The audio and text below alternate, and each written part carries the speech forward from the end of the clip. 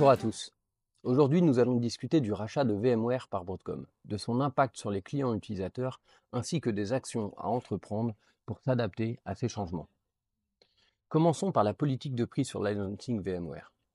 Depuis le rachat, Broadcom a implémenté de façon rapide des changements significatifs dans la politique des prix des licences VMware, et notamment selon une classification de ses clients. Regroupement et rationalisation des bundles de produits, VCF, VVF, VSphere standard, fin des licences perpétuelles, plus que des souscriptions, fin des ELA, Enterprise License Agreement, et réduction des remises et frais supplémentaires, par exemple avec vSAN. Nous estimons que ces changements se traduisent par une augmentation effective moyenne des prix de 2 à 4 fois pour la plupart des clients. Alors quelle a été la réaction sur le marché? Les réactions sur le marché ont été diverses. Selon Gartner, 43% des répondants adoptent une approche attentiste, 33% sont négativement préoccupés et seulement 1% sont enthousiastes, les autres n'étant pas concernés. Mais alors comment réagir face à ce changement? Pour les entreprises utilisant les solutions VMware, voici quelques conseils en 3 étapes. 1. Optimiser. Évaluer les besoins en souscription et comparer les coûts avec les nouvelles conditions et modalités d'application.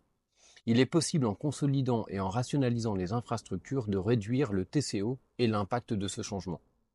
Nous proposons des démarches outillées pour effectuer ces analyses, notamment avec Cloud Physics.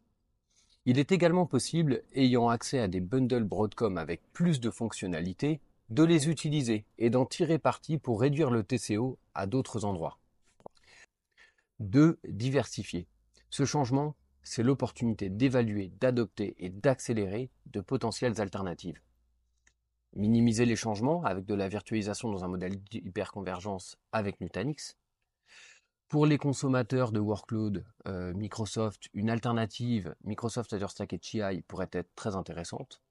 Il est aussi possible de faire un virage vers des alternatives KVM ou open source avec des acteurs comme Red Hat, SUSE, Proxmox. Également d'accélérer le virage vers la containerisation en bare metal et vers du cloud natif. Parlant d'OpenShift, par exemple Kubernetes, KubeVirt, Rancher, Terraform, etc. D'autres alternatives avec de grands hyperscalers et autres ISV dans une démarche hybride multi-cloud et multiplateforme sont possibles.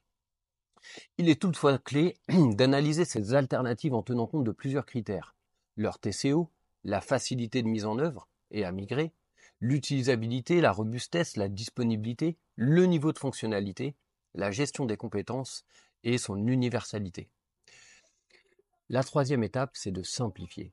Les services résultants seront certainement fragmentés entre plusieurs solutions.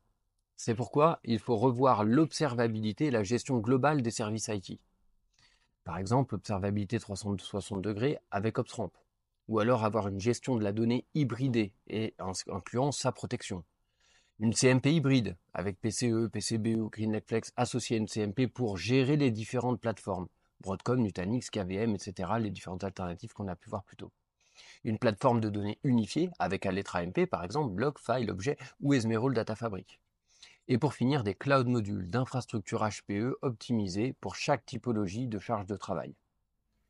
HPE, avec ses équipes INPS, Advisory and Professional Services, et tout son réseau de partenaires, peut accompagner ses clients dans cette période, depuis la phase d'analyse, l'éligibilité, la segmentation des workloads, l'architecture globale, l'implémentation, les migrations et le modèle opérationnel pour le run.